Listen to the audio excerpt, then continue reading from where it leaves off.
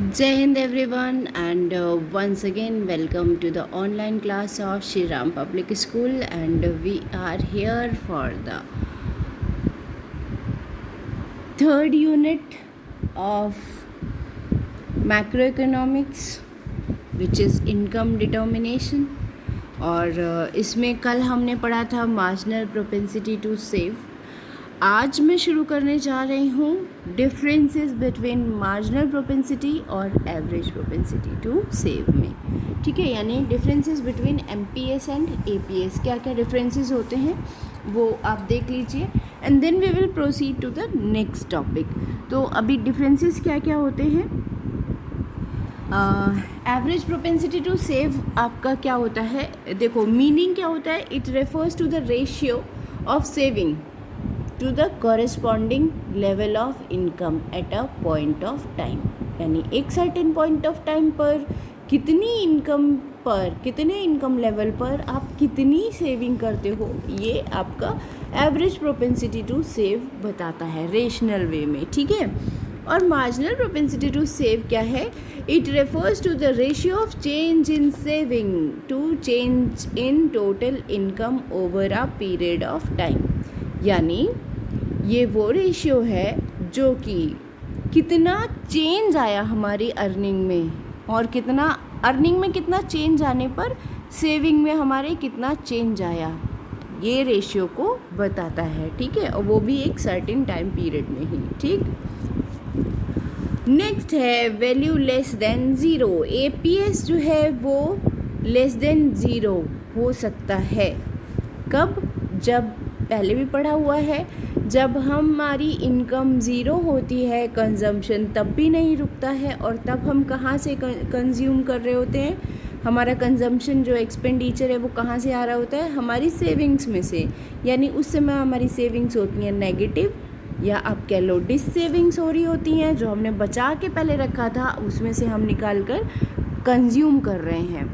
तो ये क्या हुआ आपका डिस सेविंग्स की सिचुएशन, और यहाँ पर आपका एपीएस जो है वो नेगेटिव भी आ सकता है, यानी सॉरी ज़ीरो भी आ सकता है, till consumption is more than national income. और किस पॉइंट तक आता रहेगा, उस पॉइंट तक ये ज़ीरो से कम रहेगा, या ज़ीरो से कम होने का मतलब वही नेगेटिव होना है, और ये उस पॉइंट तक ज़ीरो से कम रहेगा जब तक कि नेशनल इनकम जो है वो कंजम्पशन से ज़्यादा ना हो जाए। ठीक है, जब तक कि सीधी भाषा में सुन लीजिए कि आपके खर्चे जो हैं वो आपकी इनकम से कम हो जाएं, या कह लीजिए कि आपकी इनकम आपके खर्चों से ज़्यादा हो जाए। मार्जिनल प्रोपेंसिटी टू सेव में एमपीएस कभी नेगेटिव नहीं हो सकता, ध्यान दीजिएगा। एपीएस नेगेटिव हो सकता है क्योंकि डिस सेविंग की सिचुएशन होती है, बट एमपीएस कभी नेगेटिव नहीं हो सकता। क्यों? क्योंकि यहाँ पर क्या है, हमेशा चेंज इन इनकम, कितना इनकम में चेंज आया उसके हिसाब से कितना सेविंग्स में चेंज आ रहा है वो हम स्टडी कर रहे हैं। तो अब इनकम तो ज़ीरो है नहीं जो हम पिछले अपने सेविंग्स में से कंज्यूम कर रहे हैं। ठीक है, तो change in consumption can never be more than change in income, और ये भी एक अजम्पशन है कि भाई चेंज इन कंजम्पशन जो है वो कभी चेंज इन इनकम से ज़्यादा नहीं हो सकता। ठीक है, तो अगर कंजम्पशन हमेशा इनकम से कम रहेगा, ठीक, तो ऑब्वियसली सेविंग्स आपकी कुछ ना कुछ पॉजिटिव में रहेंगी। नेक्स्ट आ गया फॉर्मूला, एपीएस है आपका S upon Y, total savings upon total income, जबकि मार्जिनल प्रोपेंसिटी टू सेव का फॉर्मूला होता है delta S upon delta Y, यानी चेंज इन इनकम, कितना चेंज आया है वो डिफरेंशियल अमाउंट अपॉन कितना डिफरेंशियल अमाउंट आपका सेविंग्स में आया है, उसको हम डिवाइड करते हैं किससे, कितना डिफरेंशियल अमाउंट हमारा इनकम का है। ठीक है, तो ये आपके डिफरेंसेस हो गए। Now I am going to proceed on the next topic. Next topic क्या हो सकता है आपका, ये है आपका investment function. Next topic, okay. तो इन्वेस्टमेंट फंक्शंस क्या होते हैं, इन्वेस्टमेंट फंक्शन से मतलब है, देखो इस चैप्टर में आप कई सारे फंक्शन पढ़ ले रहे हो। फंक्शन से मतलब हो गया रिलेशनशिप दो कंपोनेंट्स या दो फैक्टर्स के बीच में क्या रिलेशन है, क्या कनेक्शन है कह लो, ठीक है। और इसमें आप जो है पढ़ चुके हो पहले से, क्या क्या पढ़े हो। पहले आपने सबसे पहले पढ़ा है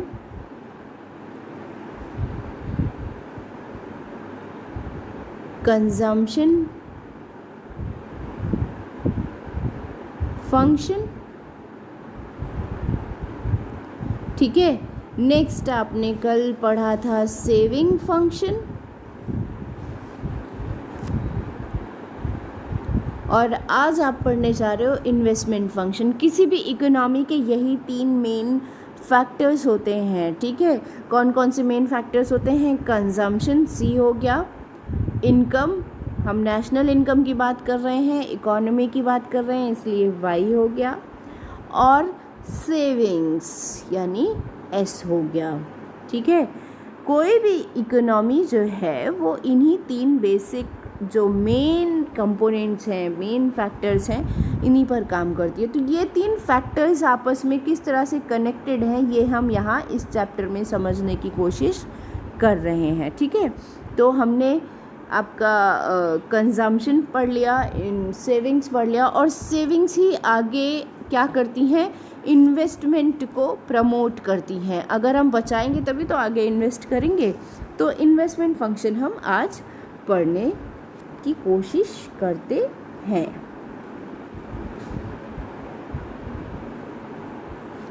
Yes, investment function. As we studied earlier in this chapter, AD comprises of investment expenditure as well. यानी आपको याद होगा कि इसी चैप्टर में हमने ये बताया था कि एग्रीगेट डिमांड का कॉन्सेप्ट क्या होता है। एग्रीगेट डिमांड में हम इन्वेस्टमेंट एक्सपेंडिचर को भी तो मिलाते हैं। एग्रीगेट डिमांड का मतलब हो गया टोटल डिमांड। अब डिमांड 2 तरह की हो सकती है। कौन से 2 तरह मतलब 2 टाइप्स हो गए। फर्स्ट वन हो गया आपका कंजम्पशन, या फिर कह लो कंज्यूमर गुड्स, है ना। और दूसरे हो गए आपके कौन से? Capital goods.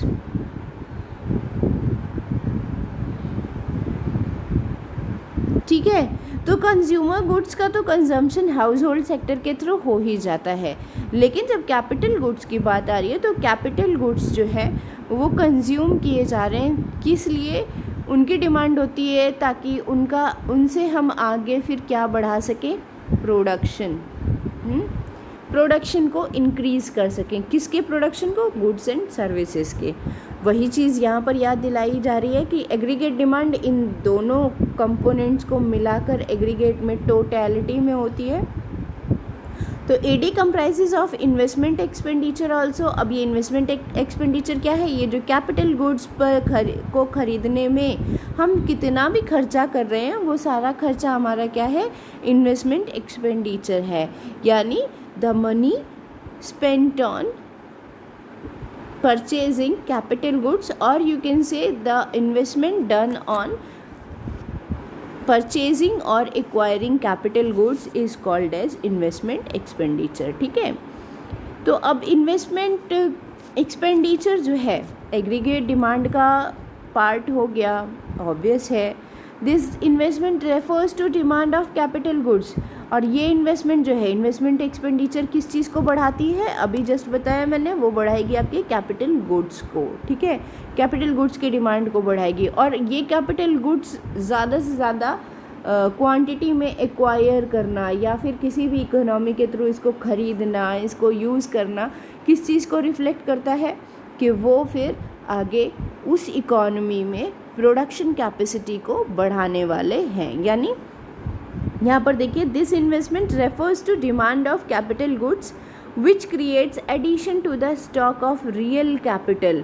यही तो रियल कैपिटल को क्या करता है? बढ़ाता है। और रियल कैपिटल बढ़ने से आपकी क्या होती है? इकोनॉमी की प्रोडक्टिविटी बढ़ती है, या फिर कह लो आप प्रोडक्शन कैपेसिटी बढ़ती है। ठीक है, तो इन्वेस्टमेंट फंक्शन आपके 2 तरह के हो सकते हैं। कौन कौन से दो तरह के हो सकते हैं, या फिर इन्वेस्टमेंट एक्सपेंडिचर की हम जो बात कर रहे हैं, इन्वेस्टमेंट एक्सपेंडिचर आपके टू टाइप्स के हो सकते हैं। फर्स्ट वन हो गया इंड्यूस्ड इन्वेस्टमेंट और सेकंड वन हो गया ऑटोनोमस इन्वेस्टमेंट। ठीक है, इस चैप्टर के स्टार्टिंग में ही मैंने आपको एग्रीगेट डिमांड के कॉन्सेप्ट में बताया था कि इन्वेस्टमेंट को हम ऑटोनोमस मानते हैं। तो ऑटोनोमस इन्वेस्टमेंट कौन सी हो गई और इंड्यूस्ड इन्वेस्टमेंट कौन सी हो गई, ये हम अभी आगे पढ़ने की कोशिश करते हैं समझने की।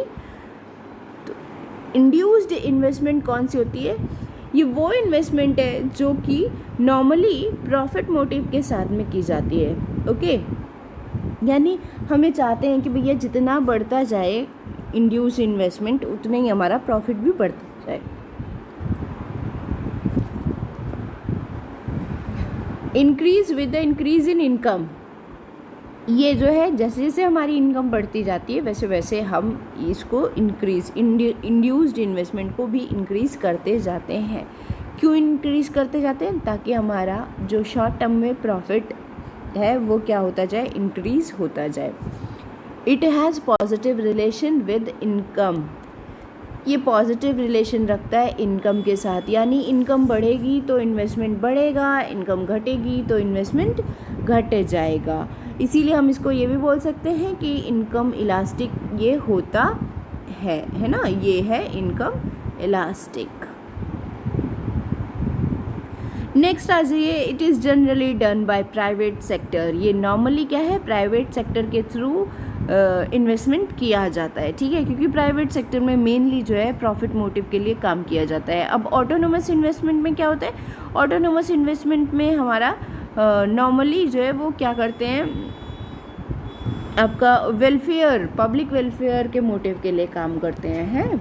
तो यहाँ पर सोशल वेलफेयर को ध्यान में रखते हुए काम किया जाता है। लेकिन induced investment normally profit motive के लिए काम किया जाता है इसमें, और इसीलिए ये प्राइवेट सेक्टर के थ्रू ज़्यादा किया जाता है। ठीक है, तो अब इंड्यूस्ड इन्वेस्टमेंट को आप ग्राफिकली समझो थोड़ा सा, ग्राफ के हिसाब से।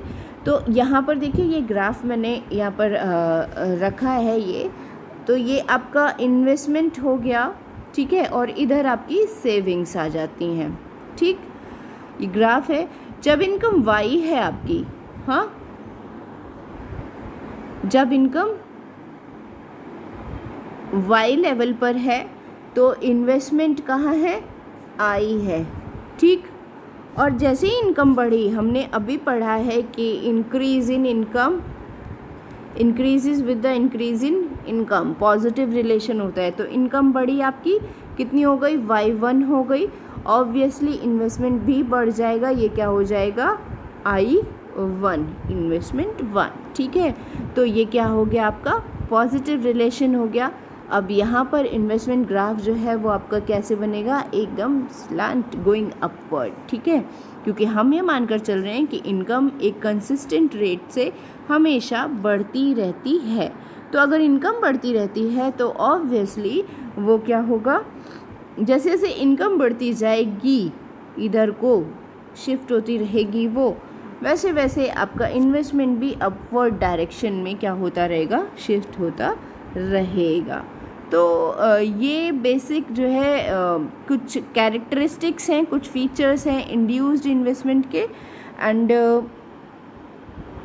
इन्वेस्टमेंट एक्सपेंडिचर वो है autonomous investment. Autonomous investment expenditure क्या होता है, नॉर्मली ये किया जाता है पब्लिक वेलफेयर के लिए या फिर कह लो सोशल वेलफेयर के लिए, और प्रॉफिट मोटिव से मोटिवेटेड या ड्रिवन नहीं होता है। It is not induced by profit motive. Okay, तो प्रॉफिट से इसका लेना देना नहीं है, प्रॉफिट नहीं भी हो तब भी ये इन्वेस्टमेंट कंटिन्यूड रहते हैं, जारी रहते हैं। ठीक है, it remains constant irrespective of the income level. Income level कुछ भी हो, लेकिन ये जो कांस्टेंट, ये जो इन्वेस्टमेंट है ये आपके कांस्टेंट होते हैं। और ये कौन से इन्वेस्टमेंट होते हैं वो मैं अभी आपको बताती हूँ। It is income inelastic and is parallel to X axis. ये क्या होता है, इनकम इनइलास्टिक होता है। इनकम इनइलास्टिक मतलब इनकम का कोई फ़र्क इस पर है ही नहीं, जो अभी हमने सेकंड पॉइंट में पढ़ा। ये कांस्टेंट रहते हैं, जितना इन्वेस्टमेंट हो गया वो कांस्टेंट है, ठीक, उससे इंक्रीज़ हो सकता है बट इनकम ज़ीरो होने पर डिक्रीज़ हो जाए ऐसा नहीं है, ठीक है।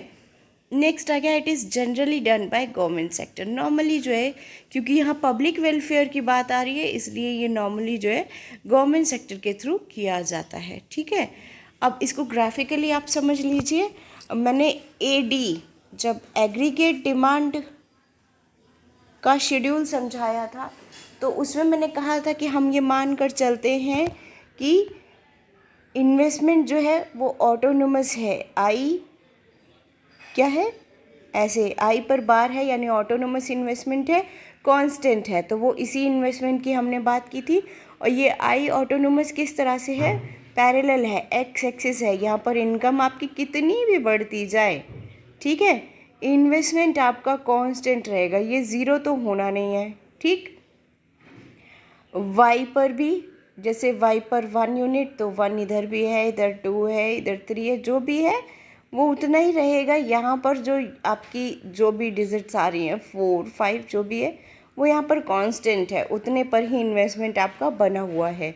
इसका एग्जाम्पल कौन सा होगा, ये कहाँ पर है, ऑटोनोमस इन्वेस्टमेंट। देखो आप, ऑटोनोमस इन्वेस्टमेंट गवर्नमेंट सेक्टर के थ्रू किया जाता है। तो बेसिकली आप देख लो, जो भी इंफ्रास्ट्रक्चर गवर्नमेंट की तरफ से कंट्री में डेवलप किया जा रहा है for the development of resources या for the development of economy कह लीजिए। क्या ऐसा है कि भी हमने एक सड़क बना दी, अब क्योंकि वहाँ से रोड टैक्स हमको ज़्यादा नहीं मिल रहा है, वहाँ पर ट्रांसपोर्टेशन ज़्यादा नहीं है, तो इसलिए ऐसा है भाई वो रोड जो है हम तोड़ देते हैं। कभी गवर्नमेंट की तरफ से ऐसे डिसीजंस तो लिए नहीं गए, तो इसलिए क्या है, उस रोड बनाने में, कंस्ट्रक्शन में जितना भी एक बार इन्वेस्टमेंट हो गया वो क्या है, आपका ऑटोनोमस इन्वेस्टमेंट है, वो कभी आपका रिटर्न आपको वापस नहीं मिलने वाला है, ठीक है। और नहीं भी मिलेगा, उससे इनकम नहीं भी है, तभी भी वो कांस्टेंट बना हुआ है। इसी तरह से हॉस्पिटल्स हो गए, हाँ, स्कूल्स हो गए, जो इन्वेस्टमेंट सोशल वेलफेयर के लिए किए गए हैं ताकि इकोनॉमिकल जो इंफ्रास्ट्रक्चर है वो डेवलप हो सके और ज़्यादा स्ट्रॉन्ग हो सके। और एक बार इन्वेस्टमेंट किए जाने के बाद उसको कभी भी डिसइन्वेस्ट नहीं किया जाता, यानी वापस नहीं किया जाता। जो भी इन्वेस्टमेंट हो गया उसको हम कांस्टेंट बने रहने देते हैं। हाँ, अगर इकोनॉमी ग्रो कर रही है तो हम आगे फ्यूचर में और बढ़ा सकते हैं इन्वेस्टमेंट को, ठीक है, लेकिन घटेगा नहीं है। तो ये होता है आपका ऑटोनोमस इन्वेस्टमेंट। अब हम समझने की कोशिश करते हैं दोनों में डिफरेंसेस क्या हैं, ऑटोनोमस इन्वेस्टमेंट और इंड्यूस्ड इन्वेस्टमेंट। तो देखो, मोटिव, पहले का मोटिव यानी इंड्यूस्ड इन्वेस्टमेंट का मोटिव प्रॉफिट मोटिव होता है, जबकि ये होता है पब्लिक वेलफेयर के लिए, ठीक है, प्रॉफिट मोटिव नहीं होता। इनकम इलास्टिसिटी, सेकंड बेसिस देख लीजिए, यहाँ पर इनकम इलास्टिक होता है, ठीक है, लेकिन ये क्या है, टोटली इनइलास्टिक है, इनकम इनइलास्टिक है, ठीक है।